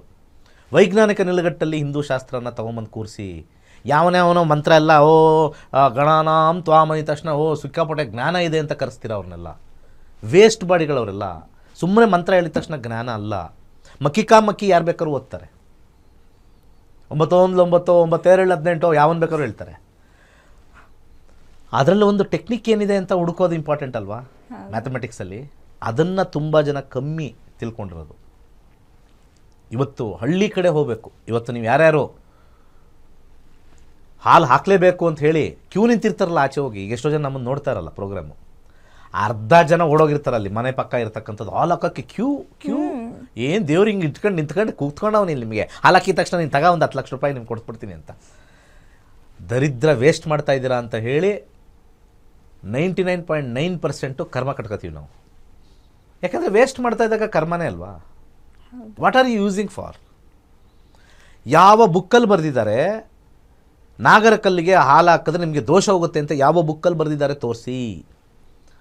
ಆ ಪುರೋಹಿತರು, ಆ ಅಸ್ಟ್ರಾಲಜರ್ಸ್ ಕೆಲವರೆಲ್ಲ ಇರ್ತಾರೆ, ಕಾಂಪೌಂಡರ್ಸ್ ಅಂತ ಕರಿತೀವಲ್ಲ, ಯಾವ ನಾಗರ ಕಲ್ಲಿಗೆ ಹಾಲು ಹಾಕಿದ್ರೆ ಯಾವ ಪುಸ್ತಕದಲ್ಲಿ ಬರೆದಿದೆ, ಯಾವ ವೇದದಲ್ಲಿ ಬರೆದಿದೆ, ಯಾವ ಗ್ರಂಥದಲ್ಲಿ ಬರೆದಿದೆ. ನಾನು ಕೇಳಿ ಸರ್ ಅದು ಪದ್ಧತಿ ಸರ್ ಅಂತಂದರು. ಆ ಪದ್ಧತಿನೇ ಸರಿಗೆ ಮಾಡಿಲ್ಲ ಅಂತ ಹೇಳ್ತೀನಿ. ಅಂದ್ರೆ ಈಗ ಇಲ್ಲಿ ಬೆಂಗಳೂರಲ್ಲಿ ಇರ್ತಕ್ಕಂಥ ದೊಡ್ಡ ದೊಡ್ಡ ದೇವಸ್ಥಾನಗಳೆಲ್ಲ ಸುಮ್ಮನೆ ಜನಗಳಿಗೆ ಒಂಥರ ಕಾಟಾಚಾರ ಕೊಡ್ತಾ ಇದ್ದಾರೆ. ಬನ್ನಿಮ್ಮ ಹಾಕಿಮ್ಮ ತಗೊಳಮ್ಮ, ಅಲ್ಲಿ ನೀರು ಕೊಟ್ಟು ಹಾಕಿದ್ದೀವಿ, ಹಾಕಮ್ಮ ಎಲ್ಲದಕ್ಕೆ ಹಾಕೊಂಡು ಹೋಗು, ನಿಮ್ಗೆ ಒಳ್ಳೇದಾಗ್ತದೆ ಅಂತ. ಅಲ್ಲಿ ಪಾಪ ಹಾವು ಯಾವುದೋ ಕೆಳಗಡೆ ಒದ್ದಾಡ್ತಾ ಇರುತ್ತೆ, ಯಾವುದೋ ಮೋರಿಲಿ ಇರ್ತದೆ, ಒದ್ದಾಡ್ತಾ ಇರುತ್ತೆ, ನಿಜವಾಗ್ಲೂ ಒದ್ದಾಡ್ತಾ ಇರುತ್ತೆ. ಅಲ್ಲೆಲ್ಲೋ ಕಲ್ಲ ನಾಗರ ಹಾವಿಗೆ ಹಾಲು ಎರೆದರೆ ಏನಯ್ಯ, ನಿಜ ಹಾವ ಕಂಡಾಗ ಕೊಲ್ಲುವರಯ್ಯ ಅಂತ ಹೇಳಿ ಬಸವಣ್ಣ ಹೇಳಿದ್ರಲ್ಲ, ಅದೇನು ಸುಮ್ಮನೆ ನಾ ಹೇಳಿದ್ದವೆಲ್ಲ. ಇದನ್ನೆಲ್ಲ ನಾವು ವೈಜ್ಞಾನಿಕವಾಗಿ ಬದಲಾವಣೆ, ಯಾರ್ಯಾರು ಜ್ಯೋತಿಷರು ಪುರೋಹಿತರು ವೈಜ್ಞಾನಿಕವಾಗಿ ಯಾವತ್ತು ಬದಲಾಗ್ತೀರಾ ಅವತ್ತು ಹಿಂದೂ ಧರ್ಮ ನಂಬರ್ 1 ಆಗುತ್ತೆ. ಅಲ್ಲಿವರೆಗೂ ನೀವುಗಳು ಪಂಚೇದಾರಿಗಳು, ವಿಭೂತಿದಾರಿಗಳು ಮೂಢನಂಬಿಕೆಯಲ್ಲೇ ಕೂರಿಸ್ಬಿಡ್ತೀರಿ ನಮ್ಮನ್ನೆಲ್ಲ ಹೊರತು ತಿಳ್ಕೊಂಡು ಯಾಕೆ ಇದನ್ನು ಮಾಡಿದ್ರು ಅಂತ ಹೇಳಿ ಅದನ್ನು ಮಾಡೋದು ಬಿಟ್ಬಿಟ್ಟು ಸುಮ್ಮನೆ ಬಂದವ್ರಿಗೆಲ್ಲ ಒಂದು ಅರ್ಧ ಪ್ಯಾಕೆಟ್ ಹಾಲು ತಗೊಂಬನ್ನಿ ಹಾಕೊಂಡೋಗಿ ಸುಮ್ಮನೆ ಆಮೇಲೆ ಕ್ಲೀನಿಂಗ್ ಆ್ಯಕ್ಟಿವಿಟಿ ಅಷ್ಟೇ. ಯಾರಿಗೆ ಅಭಿಷೇಕ ಆಗಿದೆ, ಏನು ದೇವ್ರ ಮೇಲೆ ನಿಂತ್ಕೊಂಡು ನೋಡ್ಕೊಂಡು ಏನಪ್ಪ ಇಷ್ಟು ಗಲೀಜು ಮಾಡ್ತಾರೆ ಅಲ್ವಾ. ಇದೆಲ್ಲ ಮುಗಿದ ಮೇಲೆ ಆ ದೇವಸ್ಥಾನದ ಕ್ಲೀನಿಂಗ್ ಇರ್ತಾರಲ್ಲ, ಯಪ್ಪ ಈ ಜನಗಳು ಏನೆಲ್ಲ ಜಿಡ್ ಮಾಡೋಗಿದ್ದಾರೆ, ಇದನ್ನು ಕ್ಲೀನ್ ಮಾಡಬೇಕಾ ನಾನು, ಹಿಂಸೆ ಪಟ್ಕೊಂಡು ಮಾಡ್ತಾರೆ. ನಿಮ್ಗೆ ಗೊತ್ತಿಲ್ಲ ಏನೋ ಒಳ್ಳೇದಾಗ್ಬಿಟ್ಟಿದೆ ಅಂತ. ಒಂದು ಸಾಸಿವೆ ಕಾಳಷ್ಟು ನಿಮ್ಗೆ ಒಳ್ಳೇದಾಗಲ್ಲ ಹಾಲು ಹಾಕಿದ್ರೆ. ಅಲ್ಲ ಹಾಗಿದ್ರೆ ಈಗ ನಾಗರ ಪಂಚಮಿಗೆ ಬರೀ ವೈಜ್ಞಾನಿಕ ಕಾರಣ ಅಷ್ಟೇ ಅಂತ, ಜ್ಯೋತಿಷದ ಕಾರಣ ಅಷ್ಟೇ. ಅದನ್ನೆಲ್ಲ ಹಾಕಬೇಕು ಹಾಲು, ಎಲ್ಲಿ ಬಿಲಗಳಿರ್ತಾವೋ ಅದಕ್ಕೆ ಹುತ್ತಕ್ಕೆ ಹೋಗಿ ಹಾಲು ಹಾಕೋರು. ಈಗ ಅರ್ಥ ಆಯ್ತಾ? ಹುತ್ತಕ್ಕೆ ಹೋಗಿ ಹಾಲು ಹಾಕೋರು. ಇವಾಗ ಏನು ಮಾಡ್ಬಿಟ್ಟಿದ್ದಾರೆ, ಜನಗಳಿಗೆಲ್ಲ ಶೋ ತೋರಿಸ್ಬೇಕು ಅಂತ ಎಲ್ಲೆಲ್ಲೋ ಆ ಪ್ಯಾಲೇಸ್ ಗ್ರೌಂಡಲ್ಲಿ ಅಲ್ಲಿ ಇಲ್ಲಿ ಆರ್ಟಿಫಿಷಿಯಲ್ ಹುತ್ತ ಇಟ್ಬಿಟ್ಟು ದೇವ್ರಿಲ್ಲಿ ಬರ್ತಾನೆ, ಬಂದು ಇಲ್ಲಿ ಹಾಲು ಹಾಕ್ಬಿಡಿ. ಹೌದು ಇನ್ನು ಎಂಥ ದುರುಳರಿರ್ಬೇಕು ನಾವೆಲ್ಲ, ಎಂಥ ಹುಚ್ಚರಿರ್ಬೇಕು ಅಲ್ವಾ. ಎಲ್ಲ ಆರ್ಟಿಫಿಷಿಯಲ್ಲು. ಇವತ್ತು ನಾಗರ ಪಂಚಮಿ ದಿವಸ ನಿಮಗೆಲ್ಲ ಒಂದು ವ್ಯವಸ್ಥೆ ಮಾಡಿದ್ದೀವಿ. ನೀವು ಅಲ್ಲಿ ನಾವು ಹಾಲಿನ ಒಂದು ಚೊಂಬು ಕೊಡ್ತೀವಿ, ಅದೆಲ್ಲ ಅಲ್ಲಿರೋ ಒಂದು ಹುತ್ತ ಮಾಡಿದ್ದೀವಿ. ಆ ಹುತ್ತದಲ್ಲಿ ಹಾಕಿದ್ರೆ ಪರಶಿವನ ತಲೆ ಮೇಲೆ ಹಾಕ್ದಂಗೆ, ವಾಸುಕಿ ತಲೆ ಮೇಲೆ ಹಾಕ್ದಂಗೆ ಅಂತ ಹೇಳಿ ಗೂಬೆ ಕೂರಿಸಿ ಮುಂದೆ ಬರ್ತಕ್ಕಂಥ ಯುವ ಪೀಳಿಗೆಗೆ ಜ್ಯೋತಿಷ್ಯ ಮತ್ತು ಶಾಸ್ತ್ರ ಮತ್ತು ಹಿಂದೂ ಧರ್ಮನ ಹಾಳು ಮಾಡೋಕ್ಕೆ ಕೂತಿರ್ತಕ್ಕಂಥ ಈ ಕಾಂಪೌಂಡರ್ಗಳು ಈ ಹಬ್ಬದಲ್ಲಿ ಎದ್ದು ಬಿಡ್ತಾರೆ. ನಾಗರಾವ್ ಥರನೇ ಎದ್ದು ಬಿಡ್ತಾರೆ. ವೈಜ್ಞಾನಿಕ ನಿಲುಗಟ್ಟಲ್ಲಿ ಹೇಳಿದ್ದೀನಿ, ಅದನ್ನೇ ನೀವು ಜನಗಳಿಗೆ ಹೇಳಿದ್ರೆ ಖಂಡಿತ ಆ ನಾಗರ ಸಂತತಿ ನಮ್ಗೆ ಒಳ್ಳೇದು ಮಾಡುತ್ತೆ. ಹುತ್ತಕ್ಕೆ ಹಾಕ್ಬಿಡ್ತೀವಿ ಹೋಗಿ. ನಿಜವಾದ ಹುತ್ತ ಎಲ್ಲಿ ಹಾವುಗಳು ಬಂದು ಹೋಗ್ತಾವೋ ಅಲ್ಲಿ ಹಾಕಿ, ತೊಂದರೆ ಇಲ್ಲ. ಅಲ್ಲಲ್ಲಿ ಆ್ಯಂಟ್ ಹಿಲ್ ಅಂತ ಕರಿತೀವಿ. ಯಾವುದೇ ಕಾರಣಕ್ಕೂ ಹಾವುಗಳು ಹುತ್ತ ಮಾಡೋದೇ ಇಲ್ಲ. ಅದು ಈ ಇರುವೆಗಳು, ಕೆಂಪಿರುವೆ ಅಂತ ಹೇಳ್ತೀವಲ್ಲ, ಕೆಂಪಿರುವೆ, ಅದು ಮಣ್ಣು ತಂದು ಒಂದು ಇದು ಮಾಡ್ತೀವಿ. ಹೌದು, ಅದಿರಬೇಕು ಅಂತ ಕಟ್ತವೆ, ಅದರಲ್ಲಿ ಇರಲ್ಲ. ಅದಕ್ಕೂ ಭಯ ಪಟ್ಕೊಂಡ್ಬಿಟ್ಟಿದ್ದಾರೆ. ಕಟ್ಟೋದು ಇರುವೆಗಳು, ಬಂದು ಹೋಗೋದು, ವಾಸ ಮಾಡಲ್ಲ. ಬಂದು ಹೋಗೋದು ಯಾವಾಗಲಾರು ಅಲ್ಲಿ ಏನಾರು ತಿನ್ನಕ್ಕಿದೆಯಾ ಅಂತ ಬಂದು ನೋಡುತ್ತೆ ಹೊರತು ಇನ್ನೇನಿಲ್ಲ, ಅಲ್ಲೇನು ವಾಸ ಮಾಡಲ್ಲ. ಅದು ಯಾವಾಗಲೂ ಕೂಡ ಹಾವಿನ ವಾಸ ಒಂದು 2 ಚಪ್ಪಡಿ ಮಧ್ಯೆ, ಒಂದು ಕಲ್ಲುಗಳ ಮಧ್ಯೆ ಸರ್ಕಲ್ ಹಾಕಿ ಕೂತ್ಕೊಳ್ತವೆ, ಒಳಗಡೆ ಹೋಗಲ್ಲ, ತುಂಬ ಕಮ್ಮಿ. ಮೊಟ್ಟೆಗಳು ಏನಾರು ಇದೆಯಾ, ಯಾಕಂದರೆ ಹಾವಿನ ಇದು ಒಂದು ಪಕ್ಷಿಯ ಮೊಟ್ಟೆಗಳನ್ನು ತಿನ್ನೋಕ್ಕೆ ಭಾಳ ಇಷ್ಟ, ಅದಕ್ಕೆ ಹೋಗ್ತವೆ. ಹಾವಿನ ನಿಜವಾದ ವಾಸಸ್ಥಳ ಪಹಡೆಗಳು ಅಂತ ಕರಿತೀವಿ, ಕ್ಲಸ್ಟರ್ಸ್ ಅಂತ ಕರಿತೀವಿ. ತುಂಬ ಜನ ನ್ಯಾಷನಲ್ ಜಿಯೋಗ್ರಫಿಕ್ ನೋಡಲ್ಲ. ಮೆಂಟ್ಯಾಲಿಟಿ ಆಫ್ ಸ್ನೇಕ್ಸ್ ಅಂತ ಇರುತ್ತೆ. The mentality of snakes is not to go inside any ಇದು ಬಿಲ ಅಲ್ಲ. ಅದ್ರಲ್ಲಿ ಬಿಲಾಲ್ ಇರ್ತವೆ, ಹಿಂಗೆ ಹೋಗಿ ನೋಡ್ತಾ ಇರ್ತವೆ, ಬೈಕ್ ಇರ್ತವೆ, ಆಮೇಲೆ ಒಳಗೆ ಹೋಗಿ ಅದು ಮಲ್ಕೊಳ್ಳೋದೆಲ್ಲ ಜಾಗ ಬಿಳದಲ್ಲಿ ಮಲ್ಕೊಳ್ಳೋದೇ ಇಲ್ಲ. ಅದು ಯಾವುದಾದ್ರು ಒಂದು ಸಂಧಿ ನೋಡ್ತವೆ ಅಷ್ಟೇ. ಹಾವುಗಳು ಒಂದು ಕಡೆ ಇರೋದಿಲ್ಲ. ಹಾವು ಒಂದು ಕಡೆ ಇರೋದಿಲ್ಲ. ಟೆರಿಟೋರಿಯಲ್ ಬಿಹೇವಿಯರಲ್ಲಿ ಹಾವುಗಳು ಒಂದು ಕಡೆಯಿಂದ ಇನ್ನೊಂದು ಕಡೆ ಸಂಚಾರ ಮಾಡ್ತಾ ಇರ್ತವೆ. ಹಾವು ಒಂದು ಕಡೆ ಇರೋದಿಲ್ಲ. ಏನು ಹಾವು ಸರ್ದಂಗೆ ಸರಿತಾ ಇದೆಯಲ್ಲ ಅಂತಾರಲ್ಲ, ಅದೇ ಕಾರಣ. ಅದು ಹಿಂಗೆ ಜಿಗ್ಜ್ಯಾಕ್ ಹೋಗುತ್ತೆ. So there is no one particular territory of a snake. ಇವತ್ತು ಒಂದು ಕಡೆ ಕಾಣಿಸೋ ಸ್ನೇಕು ಅಲ್ಲೇ ಇರೋದಿಲ್ಲ. ಯಾವಾಗಲೂ ಬೇಕಾದ್ರೆ ಚೆಕ್ ಮಾಡ್ಕೊಳ್ಳಿ. ಯಾವಾಗ ಯಾರನ್ನಾರು ಕೇಳಿ, ಹಳ್ಳಿ ಗದ್ದೆ ಇರೋರ್ಗೆ ಚೆನ್ನಾಗಿ ಅಭ್ಯಾಸ ಇರುತ್ತೆ. ಸರ್ ಮೊನ್ನೆ ಇಲ್ಲೊಂದು ಹಾವು ನೋಡಿದೆ ಸರ್ ಅಂತಾರೆ. ಆಮೇಲೆ ಅಲ್ಲಿ 10 ಸತಿ ಅಲ್ಲ 3 ತಿಂಗಳು ನೋಡಿ ಅಲ್ಲಿ ಹಾವೇ ಬಂದಿರೋಲ್ಲ. ಮತ್ತೆ ಶಿಫ್ಟ್ ಮಾಡ್ತಾ ಇರ್ತವೆ. ದೇ ಆರ್ ಶಿಫ್ಟಿಂಗ್ ರೆಪ್ಟೈಲ್ಸ್ ಅಂತ ನಾವು ಕರಿತೀವಿ. ಸೊ ಆ ಕಾರಣದಿಂದ ಹಳ್ಳಿ ಕಡೆ ಯಾರ್ಯಾರಿದ್ದೀರಾ ಅವ್ರಿಗೆ ನಾನು ಕೇಳ್ಕೊಳ್ತೀನಿ, ನೀವು ಬೇಕಾದ್ರೆ ದಯವಿಟ್ಟು, ಈಗ ಏನಾಗ್ಬಿಟ್ಟಿದೆ, ಸಿಟಿ ಕಡೆ ದುಡ್ಡು ಜಾಸ್ತಿ ಇದೆ, ಹಾಲು ತೊಗೊಂಡು ಬಂದು ಹಾಕಿ ಖರ್ಚು ಮಾಡ್ತಾ ಇದ್ದಾರೆ. ಹಳ್ಳಿ ಕಡೆ ಹಾಲು ತೊಗೊಳಕ್ಕೆ ಇಲ್ಲ, ಒಂದು ಹಸ ಕರೆದ್ರೆ ಅದನ್ನು ಮಾರ್ಕೊಂಡು ಜೀವನ ಮಾಡ್ತಕ್ಕಂಥದ್ದು ನಾವು ಹೋಗಿ ಎಲ್ಲಿ ಹಾಕೋಣ, ಯಾವ ಒಂದು ಗದ್ದೆಗೆ ಹಾಕೋಣ ಅಂತ ಅಲ್ಲಿರ್ತಾರೆ. ಇಲ್ಲಿ ನಾಡಲ್ಲಿ ವೇಸ್ಟ್ ಆಗ್ತಾ ಇದೆ, ಕಾಡಲ್ಲಿ ಸಿಗ್ತಾನೆ ಇಲ್ಲ. ಅರ್ಥ ಆಯ್ತಪ್ಪ ಎಲ್ಲರಿಗೂ ಇವತ್ತು? ಈ ಕಾರ್ಯಕ್ರಮನ ಎಲ್ಲ ಕರ್ನಾಟಕದಲ್ಲಿರ್ತಕ್ಕಂಥ ಎಲ್ಲರಿಗೂ ಕಳಿಸಿ. ಈಗ ಆಲ್ರೆಡಿ ನಮ್ಮ ಕಾರ್ಯಕ್ರಮ ನೋಡೋಷ್ಟ್ರಲ್ಲಿ ಬೆಳಗ್ಗೆ 6 ಗಂಟೆಗೆ ಹೋಗಿರ್ತಾರೆ. ಅಯ್ಯೋ ಯಾಕಾದ್ರೂ ಹಾಕಿದ್ನೋ ಹೌದು, ವೇಸ್ಟ್ ಆಯ್ತು. 100% ಇಟ್ ಈಸ್ ವೇಸ್ಟೆಡ್. ನಾನು ಹೇಳಿದ ತಕ್ಷಣ ಮುಂದಿನ ವರ್ಷ ಏನು ಬಿಟ್ಬಿಡ್ತಾರಾ? ಅಯ್ಯೋ, ಜನಗಳಿಗೇನು ಗೊತ್ತಾ, ಕಲಿಯುಗದಲ್ಲಿ ನಂಗೆ ಒಳ್ಳೇದಾಯ್ತಾ, ನನಗೆ ಮಾತ್ರ ಆಯ್ತಾ, ದೇವ್ರು ನೋಡಿದ್ನ ನಾನು ಹಾಕಿರೋದು, ಮೇಲೆ ನೋಡಿದ್ನ ನೋಡಪ್ಪ ನಿನ್ಗೆ ಹಾಕ್ತಾ ಇದ್ದೀನಿ, ಚೆನ್ನಾಗಿದ್ಯಾ, ನಂಗೆ ಹಾಕಿ ವೇಸ್ಟ್ ಆದಾಗ ಅವ್ರು ನೋಡ್ತಾ ಇರ್ತಾನೆ, ಮಾಡ್ಕೊಂಡು ಹೋಗು ನಿನ್ಗೆ ಆಮೇಲೆ ಇದೆ ಅಂತ. Everything we are wasting, national waste. ಎಷ್ಟೋ ಜನ ಹೇಳ್ತಾರೆ ಹಾಲು ಹಾಕೋದು ವೇಸ್ಟ್ ಅಂತ. ಹೌದು ವೇಸ್ಟ್ ಅಂತ ಹೇಳ್ತೀನಿ, but it should be done where it has to be done. It should be done where it has to be done. ಇಲ್ಲಿ ಎಲ್ಲಿ ಬಿಟ್ಟಿದ್ದೀವಿ, ಆಯ್ತಪ್ಪ ನಾಗರ ಕಲ್ಲುಗಳಿದಾವ, ಇಲ್ಲಿ ಒಂದು ಸ್ವಲ್ಪ ಲಾಲ್ಬಾಗಲ್ಲಿ ಹಾವುಗಳಿದಾವೆ ಅಂತ ಹೇಳ್ತಾರೆ. ಅಲ್ಲಿ ಹೋಗಿ ಯಾರು ಹಾಲಾಗ್ತಾ ಯಾರು ಹಾಕಲ್ಲ ಅಲ್ವಾ? ಅಲ್ಲಿ ಬಿಡೋದು ಇಲ್ಲ. ಯಾವನ ಅವ್ನು ಹಾಲಾಗ್ತಾನು, ಅವ್ನು ಅಲ್ಲಿರೋ ಗೇಟ್ ಕೀಪರ್ ಓಡಿಸ್ತಾರೆ ಹೋಗ. ಎಷ್ಟು ಪಾರ್ಕ್ಗಳಿದಾವೆ, ಅಲ್ಲಿ ಎಷ್ಟು ಹಾವುಗಳಿದಾವೆ, ಅದಕ್ಕೆ ಪಾಪ ಬೇಕು ಅಂತಂದ್ರೆ ಅಲ್ಲಿ ಹೋಗಿ ಹಾಕಿ. ಅಲ್ಲಿ ಯಾವ್ದಾದ್ರು ಒಂದು ಬಿಲ್ಲದಲ್ಲಿ ಅಲ್ಲಿ ಹೋಗ್ಬಿಟ್ಟು ಹಾವಾಗ ನಿಜವಾಗ್ಲೂ ಮಾಡೋರು, ಸತ್ಯವಂತವಾಗಿರೋರು, ಹೃದಯವಂತವಾಗಿರೋರು. ಅಲ್ಲಿ ನಾನು ನೋಡಿದ್ದೀನಿ, ಆ ಪಾರ್ಕಲ್ಲಿ ಹಾವುಗಳಿದ್ದಾವೆ, ಅಲ್ಲಿ ಬಿಲ್ದಲ್ಲಿರುತ್ತೆ, ಅಲ್ಲೋಗಿ ಸುಮ್ಮನೆ ಅಲ್ಲಲ್ಲಿ ಒಂದು ಪ್ಯಾಕೆಟ್ ಹಾಲಾಕ್ಬಿಟ್ಟು ಬನ್ನಿ. ಖಂಡಿತ ಅಲ್ಲಿ ಮೇಲಿರ್ತಕ್ಕಂಥ ವಾಸುಕಿ ಆಗಲಿ, ಅನಂತ ಆಗಲಿ ನಿಮ್ಮನ್ನು ನೋಡಿ ಮೆಚ್ಚುತ್ತಾನೆ. ಯಾರೋ ಕ್ಯೂ ಅಲ್ಲಿ ನಿಂತಿದ್ದಾರೆ, ಅವ್ನು ಯಾವನೋ ಪಂಚ ಹಾಕೊಂಡು ವಿಭೂತಿ ಹಾಕೊಂಡು ನಾಮ ಹಾಕೊಂಡು ಕೂತಿರ್ತಾನೆ. ಅವನು ನಿಮಗೆಲ್ಲ ಒಳ್ಳೇದಾಗುತ್ತೆ ಅಂತಾನೆ. ಯಾವುದೂ ಒಳ್ಳೇದಾಗಲ್ಲ. ಕಾಲೆಲ್ಲ ತುಳಿತಾ ಇರ್ತಿರಲ್ಲ, ಹೋಗ್ತಾ ಅಲ್ಲೆಲ್ಲ ಹಾವು ಪಿಚ. ಇವತ್ತು ಹೋಗಿ ಬಂದಿರ್ತಿರಲ್ಲ ಪಿಚ. ನಾನು ಹುಟ್ಟಿರೋದೇ ನಾಗನಿಂದ. 12 ವರ್ಷ ಆದಮೇಲೆ ನಾಗನಿಗೆ ವಿಶೇಷವಾಗಿರ್ತಕ್ಕಂಥ ಪ್ರಾರ್ಥನೆ ಆದಮೇಲೆ ಹುಟ್ಟಿರ್ತಕ್ಕಂಥದ್ದು ದಿನೇಶ್ ಗುರೂಜಿ. ನನಗೆ ನಾಗನ ಮೇಲಿರ್ತಕ್ಕಂಥ ಭಕ್ತಿ ಯಾರಿಗೂ ಇಲ್ಲ. ನನಗೆ ಅಷ್ಟು ಪ್ರೀತಿ. ಪ್ರತಿಯೊಂದು ನಾಗನ ಬಗ್ಗೆ ಕಲ್ತಿದ್ದೀನಿ. ಹೇಗೆ 7 ಲೋಕಗಳಿದೆಯೋ, ಅತಲ, ವಿತಲ, ಸುತಲ, ತಲಾತಲ, ರಸಾತಳ, ಮಹಾತಳ, ಪಾತಾಳ, ಅಲ್ಲಿ ನಾಗ ಇರ್ತಕ್ಕಂಥ ವಿಚಾರಗಳೆಲ್ಲ ಓದಿದ್ದೀನಿ. ಹೇಗೆ ಕೆಳಗಿರ್ತಕ್ಕಂಥ ನಾಗ ಅನಂತ ಶೇಷ ಆಗಿರ್ತಕ್ಕಂಥ ಮೇಲಿರ್ತಕ್ಕಂಥ ವಿಷ್ಣುವಿನ ನಾಗ ಆದಾಗ, ಇಲ್ಲಿರ್ತಕ್ಕಂಥ ನಾಗಗಳು ಸೇಮ್ ಮೇಲೆ ಲೋಕದಲ್ಲಿರ್ತಕ್ಕಂಥ ಸತ್ಯಲೋಕ, ಬೋರ್ಲೋಕ, ಸುವರ್ಲೋಕ, ಮಹರ್ಲೋಕ, ಅದಲ್ಲಿ ಸತ್ಯಲೋಕದಲ್ಲಿರ್ತಕ್ಕಂಥದ್ದು, ವೈಕುಂಠದಲ್ಲಿರ್ತಕ್ಕಂಥದ್ದು ಹಾವುಗಳೇ. ಕೆಟ್ಟ ಹಾವಿಂದ ಒಳ್ಳೆ ಹಾವಾಗಬೇಕು ಅನ್ನೋದೇ ಈ ಒಂದು ಜೀವನದ ಪಾಠ. ಸರಿ ಅಷ್ಟೇ. ಅದಕ್ಕೆ ನಾಗನನ್ನು ನಾವು ಆರಾಧನೆ ಮಾಡಬೇಕು. ಹಾಲು ಹಾಕಿ ಸುಮ್ಮನೆ ಅಲ್ಲಿ ವೇಸ್ಟ್ ಮಾಡಿದ್ರೆ ವೇಸ್ಟೇ. ಇವತ್ತು ನಾವು ಸಂಕಲ್ಪ ಮಾಡ್ಕೊಳ್ಳಿ, ಬಡವ್ರಿಗೆ ಯಾರಿಗಾರು ಹಾಲು ಕೊಡ್ತೀನಿ, ದೇವರೇ ಅಲ್ಲೆಲ್ಲೋ ಹಾಕೋ ವೇಸ್ಟ್ ಮಾಡ್ಬದ್ಲು ತಗೊಳಪ್ಪ ಒಂದು ಪ್ಯಾಕೆಟು ಅಂತ ಬಡವ್ರಿಗೆ ಕೊಡಿ. ನಾಗರ ಪಂಚಮಿ ಯಾಕೆ ಖುಷಿ ಪಡಲ್ಲ? ನಿಮ್ಮ ಸುತ್ತಮುತ್ತಲ ಇರ್ತಕ್ಕಂಥ ಯಾವ್ದಾದ್ರು ತೋಟದಲ್ಲಿದ್ದರೆ, ಅಲ್ಲೆಲ್ಲರೂ ಇದ್ದರೆ ನೀವು ಹೋಗ್ಬಿಟ್ಟು ಹಾಕ್ಬಿಟ್ಟು ಬನ್ನಿ. ನಾನು ಹೇಳ್ತೀನಿ, ನಿಮಗೆ ಖಂಡಿತ ನಿಮಗೇನು ನಾಗದೋಷ ಇರುತ್ತೋ ಹೋಗುತ್ತೆ. ಓಕೆ ಗುರೂಜಿ. ಕಲ್ಲಿಗೆ ಹಾಕಿದ್ರೆ ಇನ್ನೂ ವೇಸ್ಟ್ ಮಾಡಿರೋ ದೋಷ ಆ್ಯಡ್ ಆಗುತ್ತೆ. ಸರಿ ಗುರೂಜಿ, ನನಗೆ ಹಬ್ಬದಲ್ಲಿ ನೀವು ಈ ರೀತಿ ವೈಜ್ಞಾನಿಕ ಕಾರಣ ಹೇಳ್ತೀರಾ, ಅದನ್ನು ಕೇಳೋಕ್ಕೆ ಒಂದು ರೀತಿ ಖುಷಿ ಆಗುತ್ತೆ. ಇವತ್ತು ಕೂಡ ಬಹಳನೇ ಉಪಯುಕ್ತ ಆಗಂತ ಮಾಹಿತಿಯನ್ನು ಕೊಡಿ. ಧನ್ಯವಾದ ಗುರೂಜಿ. ಸರ್ವೇ ಜನ ಸುಖಿನೋ ಭವಂತು. ಗುರೂಜಿ ಅವರಿಂದ ಆಗಸ್ಟ್ 11ನೇ ತಾರೀಕಿಂದ ಜ್ಯೋತಿಷ್ಯ ಶಾಸ್ತ್ರದ ಕ್ಲಾಸಸ್ ಶುರು ಆಗ್ತಾ ಇದೆ. 15 ದಿನ ಇರುತ್ತೆ ಈ ಕ್ಲಾಸಸ್ಸು. ಕೇವಲ 6,999 ರೂಪಾಯಿಗೆ ನೀವು ಕುಟುಂಬ ಸಮೇತದಲ್ಲಿ ನಿಮ್ಮ ಮನೆಯಲ್ಲೇ ಕೂತಿ ಈ ಜ್ಯೋತಿಷ್ಯ ಶಾಸ್ತ್ರದ ಕ್ಲಾಸಸ್ಸನ್ನು ಕಲಿಬೋದು. ಈ ಬಗ್ಗೆ ಮಾಹಿತಿ ಇಲ್ಲಿದೆ. ಜೊತೆಗೆ 65,000 ವಿದ್ಯಾರ್ಥಿಗಳು ಗುರೂಜಿ ಅವರಿಂದ ಜ್ಯೋತಿಷ್ಯ ಶಾಸ್ತ್ರದ ಕ್ಲಾಸಸ್ ಕಲ್ತಿದ್ದಾರೆ. ಅವರಲ್ಲಿ ಒಬ್ಬರಾದ ಅನಿಸಿಕೆ, ಅಭಿಪ್ರಾಯನ ಕೂಡ ನೀವು ಕೇಳ್ಬೋದು. ಇದಾಗಿತ್ತು ಇವತ್ತಿನ ನಕ್ಷತ್ರ ನಾಡಿ ವಿಶೇಷ ನೇರ ಪ್ರಸಾರ ಕಾರ್ಯಕ್ರಮ. ನೋಡ್ತಾ ಇರಿ ಗ್ಯಾರಂಟಿ ನ್ಯೂಸ್. ಸುದ್ದಿ ಖಚಿತ, ನ್ಯಾಯ ನಿಶ್ಚಿತ. ನಕ್ಷತ್ರ ನಾಡಿ ತರಗತಿಗೆ ಸೇರಿ ಹಾಗೂ ಕೇವಲ 15 ದಿನಗಳಲ್ಲಿ ಜೂಮ್ ಆಪ್ ಮುಖಾಂತರ ಆನ್ಲೈನ್ ತರಗತಿಯನ್ನು ಕಲಿಯಿರಿ. ಜ್ಯೋತಿಷ್ಯ ಶಾಸ್ತ್ರದಲ್ಲಿ ಆಧುನಿಕ ತಂತ್ರಜ್ಞಾನವನ್ನು ಬಳಸಿ ಸಿದ್ಧಪಡಿಸಿರುವ ಗೋಲ್ಡ್ ಟ್ರೀ ಆಸ್ಟ್ರೋ ಆಪ್ ಮುಖಾಂತರ ನಮ್ಮ ಜೀವನದಲ್ಲಿನ ಮುಖ್ಯ ವಿಚಾರಗಳಾದ ಆರೋಗ್ಯ, ವಿದ್ಯಾಭ್ಯಾಸ, ವೃತ್ತಿ ಜೀವನ, ಮದುವೆ ವಿಚಾರ, ಆಸ್ತಿ, ಪ್ರಯಾಣ, ವ್ಯಾಜ್ಯದಂತಹ ವಿಚಾರಗಳ ಬಗ್ಗೆ ಜಾತಕದಲ್ಲಿ ಅತ್ಯಂತ ಸುಲಭ ರೀತಿಯಲ್ಲಿ ತಿಳಿಯಬಹುದಾಗಿದೆ. 60,000ಕ್ಕೂ ಹೆಚ್ಚಿನ ವಿದ್ಯಾರ್ಥಿಗಳಿಗೆ ನಕ್ಷತ್ರ ನಾಡಿ ಜ್ಯೋತಿಷ್ಯವನ್ನು ಕಲಿಸಿಕೊಟ್ಟಿರುವ ಪಂಡಿತ್ ದಿನೇಶ್ ಗುರೂಜಿಯವರ ತರಗತಿಗಳಿಗೆ ಇಂದೇ ನೋಂದಾಯಿಸಿ.